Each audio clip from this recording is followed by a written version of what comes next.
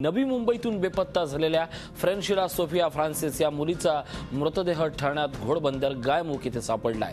तिच्या मृतदेहावर जखमा असा एक अंदाज आहे। दुसरीकडे हा नरबळीचा प्रकार तर नाहीये ना याचाही पोलीस तपास करतायत। तर मुलीवर शारीरिक अत्याचार झाले होते का या दिशेनेही तपास सुरू आहे। काल रात्री फ्रेंशिलाच्या मावशीच्या नवऱ्याने तिची हत्या करून मृतदेह पुरल्याची कबुली दिली होती। त्यानंतर पोलिसांनी घोडबंदरला जाऊन शोध घेतला तेव्हा फ्रेंशिलाचा मृतदेह आढळला। या हत्येमागे मावशीचा हात आहे का याचाही पोलीस आता शोध घेत आहेत। 7 वर्षाची फ्रेंशिला ऐरोलीच्या सेक्टर 8 मधून 29 जूनला बेपत्ता झाली होती। त्यानंतर झी मीडियाने ही मोहीम सुरू केली होती आणि अखेर आज तिचा मृतदेह सापडला आहे।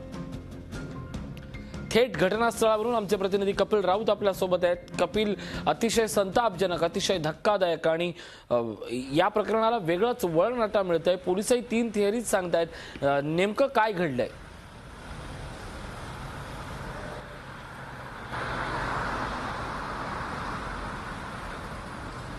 ऋषी, खूप धक्कादायक प्रकार समोर आलेला आहे। आपण ठाण्यातील घोडबंदर परिसरात उभे आहोत। तुम्ही बघू शकता हाच तो परिसर आहे जिथे पोलीस तो मृतदेह ताब्यात घेत आहेत। त्याचबरोबर तुम्ही बघू शकता आरोपीलाही आणलेला आहे घटनास्थळी आणि आरोपीला ते ओळख पटवण्यासाठी त्यांनी आणलेला आहे।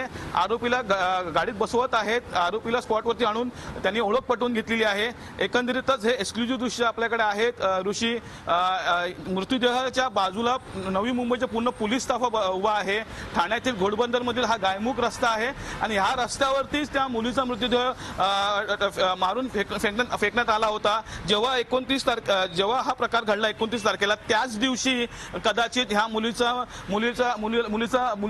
मृत्यू झाला असावा असा एक अंदाज पोलिसांनी वर्तवलेला आहे। कारण की जो मृतदेह आहे तो पूर्ण डिकम्पोज झालेला आहे, त्याची अवस्था बेकार आहे। त्यामुळे हा 4 दिवसापूर्वीच ह्या मुलीची हत्या केली असावी त्याच दिवशी आणि इथे येऊन टाकलं असावं असा एक पोलिसांचा अंदाज आहे।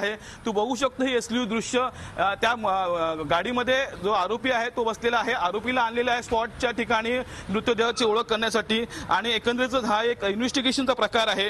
सर्वात महत्त्वाची धक्कादायक प्रकार म्हणजे जे मावशीचा मिस्टर आहे तिचे, त्यांनाच अटक केलेली आहे काल रात्री आणि त्यांच्या इन्व्हेस्टिगेशनमध्ये हे समोर आलेलं आहे का मीच त्या मुलीची हत्या केलेली आहे आणि जी बॉडी आहे घोडबंदरच्या गायमुख या परिसरात टाकलेली आहे। त्या अनुषंगाने ह्या इन्व्हेस्टिगेशनला एक दिशा मिळालेली आहे। आता यात कोण अजून आरोपी आहेत, त्यात मावशीचा काही हात आहे का, ह्याचं इन्व्हेस्टिगेशन नवी मुंबई पोलीस करत आहेत। ऋषी, नक्कीच सगळी ही दृश्य ही धक्कादायक अशीच आहे। कपिल, या सगळ्या प्रकरणानंतर म्हणजे ज्या दिवशीपासून 29 जून पासून झी मीडिया पूर्णपणे या प्रकरणाच्या मागे लागलेला आहे, त्या मुलीचं नेमकं काय झालं हा शोध घेत होतो आणि अचानक आज ही सकाळी बातमी आली आहे। खरं तर या सगळ्या संदर्भात पोलिसांनी नेमकी कशी थिअरी लावली होती याची शक्यता वेगळा असता तरी तपासाची नेमकी मोहीम कशी राहिली, त्यांच्या घरच्यांकडनं आणखीन काही माहिती मिळते का?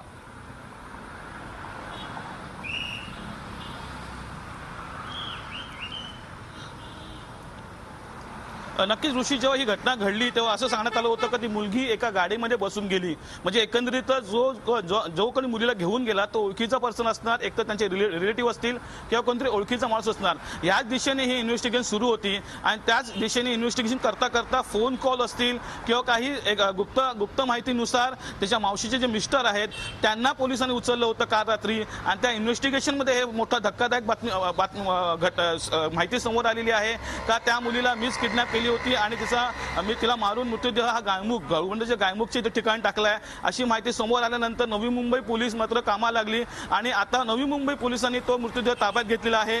घटनास्थळी आरोपीला आणलेला आहे ओळख पटवण्यासाठी आणि ह्या दोन्ही कामं सुरू आहेत। परंतु खूप मोठी धक्कादायक बातमी आहे। सर्वात महत्त्वाचं म्हणजे काय कारणं होती याच्यात प्राथमिक कारण समोर असं येते का जे घरगुती काय कारण भांडणं असतात ते कारण समोर येते, परंतु नक्की कारण काय होतं, यात दुसरं काही कारण आहे का, यामध्ये कोण दुसरं आरोपी आहे का, ह्याचा शोध पोलीस घेत आहेत आणि एक धक्कादायक प्रकार अजून समोर येण्याची शक्यता ऋषी वर्तवली जात आहे। नक्कीच तुझ्या मागे जर आम्ही जी दृश्य पाहतोय त्यानुसार पुन्हा एकदा त्या आरोपीला घटनास्थळावर नेऊन त्या घटनास्थळाबाबत आणखीन तपासणी सुरू आहे त्या दृश्यांबद्दल आणि एकूणच हा जो परिसर आहे घोडमुख, खरं तर वर्दळीची जागा दिसते पण तरी घोडबंदर, त्याबद्दल काय सांगाल?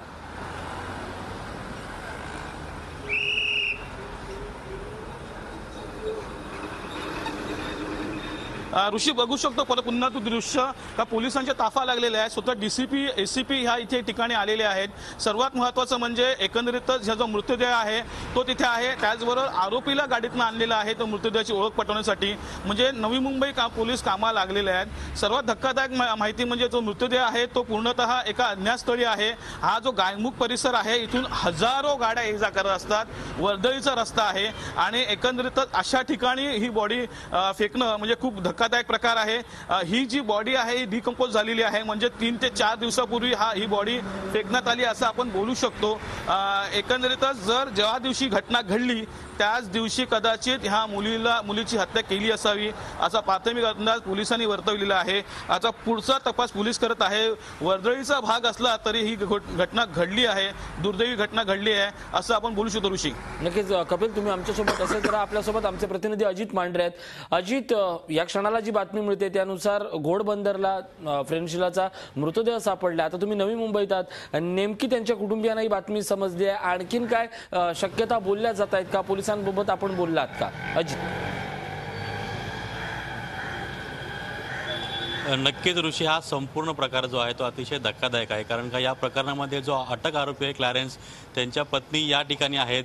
म्हणजे हे संपूर्ण जे प्रकरण घडलेलं आहे त्यांच्या कौटुंबिक वादातून घडलेलं आहे असं प्रथमदर्शनी पोलिसांचं म्हणणं आहे। आपल्यासोबत स्थानिक आहेत इकडचे माजी नगरसेवक आहेत सुरेश भिलार, त्यांना विचारूया। 3 दिवस ते इकडे आहेत। सुरेशजी, क्लॅरेन्सचं जे अपहरण झालं होतं ते कुठल्या भागातून झालं होतं आणि सध्या परिस्थिती काय आहे? फ्रान्सिला ही जी मुलगी आहे ही आमच्या एकविरा सोसायटीची रहिवाशांची मुलगी आहे। फ्रान्सिलाचे वडील गेल्या 2 हप्त्यापासून बाहेरगावी होते आणि आई ब्रेन ट्युमरचं ऑपरेशन झाल्यामुळं बेड रेस्टवरती होती, त्यामुळे गेल्या 2 आठवड्यापासून मुलगी बसमधून उतरून एकटीच वरती जायची। फ्रान्सिला ही एकटीच वरती, कारण ती मुलगी अत्यंत हुशार होती आणि दुसरी गोष्ट म्हणजे तिचा महत्त्वाचा एक गुण होता तिचा की इमारतीमध्ये कुठल्याही मुलांशी जास्त बोलायची नाही। पण या रोडवरून कुठे अपहरण झालं होतं, काय नेमकं? आता ज्या ठिकाणी आपण उभे आहात त्या सोसायटीच्या इथेच बस उभी होती आणि इथून त्या बसमधून ती उतरून ती मुलगी एकटी गेटपर्यंत चालत गेली आणि तिथून त्या मुलीला ओळखीच्याच एका व्यक्तीने तिथून 5:45 वाजता घेऊन गेलेला आहे। आणि म्हणून प्रथमदर्शनी आमचा जो अंदाज होता की ह्या नातेवाईकांशिवाय दुसरं कोणी घेऊन जाऊ शकत नाही, नाहीतर इथं ओरडाओरड, कारण 5:30 5:45चा जो इथला कार्यक्रम असतो, इथं पूर्णपणे रहदारी असती, गर्दी असती पब्लिकची, आणि एवढ्या गर्दीतून इथून मुलगी नेणं हे गोष्ट अशक्य आहे अनोळखी माणसानं। त्यामुळे कोणतरी ओळखीलाच घेऊन गेला होता, हे आमचा पहिल्या दिवसापासूनच या ठिकाणी आमचा अंदाज होता, आमच्या नागरिकांचा, इथल्या रहिवाशांचा।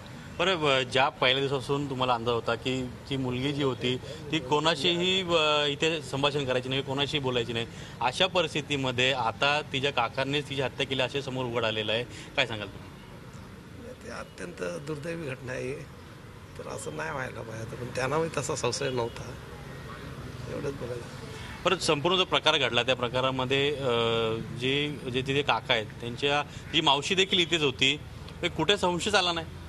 या ठिकाणी आम्हाला फार मोठं आज आश्चर्य वाटतंय की ज्या क्लोऱ्यानं ह्या मुलीची हत्या केलेली आहे, म्हणजे तिच्या मावशीच्या नवऱ्याने, म्हणजे तिचा काका जो आहे त्या म्हणजे मावशी म्हणजे आईची सख्खी बहीण, ती आईची सख्खी बहीण गेले 3 दिवसापासून म्हणजे सोमवारपासून कंटिन्यू ह्या ठिकाणी ह्या इमारतीमध्ये त्या मुलीच्या आईच्या बाजूला बसलेली आहे। आणि ती जी मावशी आहे म्हणजे जिच्या नवऱ्यानं हा मर्डर केलेला आहे, त्याची बायको जी आहे 3 दिवस आमच्या सोबत आहे। इथं आम्हाला वेळोवेळी आम्हाला तीच बोलत्या की काय तुम्ही नुसतं या ठिकाणी नागरिक गर्दी करता, तुम्ही काय शोध लावणार आहात का? बरं, कौटुंबिक वादाबद्दल काय चर्चा झाली होती का इथे? कौटुंबिक वादामधून ते फ्रान्सिलाचे वडील जे होते त्यांनी सांगितलं होतं की आमची किरकोळ भांडणं आहेत, परंतु एवढा जीव घेणं एवढे भांडणं आमची कुणाशी नाही आहेत आणि आम्ही कुणाशी वाद करत नाही। आणि इमारतीमध्ये सुद्धा ह्या व्यक्ती हा कुणाशी जास्त बोलत नाही, कुणाची शांत फॅमिली आहे आणि कुणाची भांडणं पण इमारतीमध्ये एवढ्या वर्षापासून आम्हाला तरी दिसून आलेली नाही। ऋषी, एक सांगावं, ही जी इमारत या इमारतीमध्ये फ्रान्सला राहते आणि साधारण आपण ज्या स्पॉटवर उभे आहोत त्या स्पॉटवरून तिचं अपहरण झालं होतं। जे स्थानिकांनी सांगितले किंवा इकडचे फ्रान्सिलाचे जे शेजारी आहेत त्यांनी ज्याप्रमाणे सांगितले की फ्रान्सिला ही कुठल्याही मुलाशी बोलायची नाही किंवा इथे जे लोक आहेत शेजारचे किंवा जे इकडचे लोक आहेत त्यांच्याशी जास्त तिचं बोलणं चाललं नव्हतं। अशा परिस्थितीमध्ये तिचं अपहरण कोणी केलं असेल तर तिच्या खूप जवळच्या व्यक्तीने केलं असेल, तिचा कौटुंबिक वाद नव्हता असं वडिलांचं म्हणणं आहे। मग नेमकं कारण काय होतं की क्लॅरेन्स जे आहेत त्यांनी तिची हत्या करावी, याचा तपास आता पोलीस घेत आहेत। 3:30 वाजता पोलिसांची पत्रकार परिषद आहे आणि त्या पत्रकार परिषदेमध्ये नेमकी जी मुलगी जी आहे तिची हत्या का केली, तिच्या काकाने तिची हत्या का केली, या संपूर्ण प्रश्नांची उत्तरं मिळतील। नक्कीच या क्षणाची खऱ्या अर्थानं मोठी बातमी आहे. कपिल, आपण पाहतोय की 3:30 वाजता पोलिसांची पत्रकार परिषद होणार आहे आणि या पत्रकार परिषदेच्या अनुषंगानं जी नेमकी महत्वाची माहिती आहे त्या माहितीचा ढांडोळा घेतला जातोय. पुन्हा एकदा त्या स्पॉटचं रिइन्स्पेक्शन केलं जातंय. या क्षणाची आणखीन काय माहिती तुमच्याकडनं मिळते कपिल?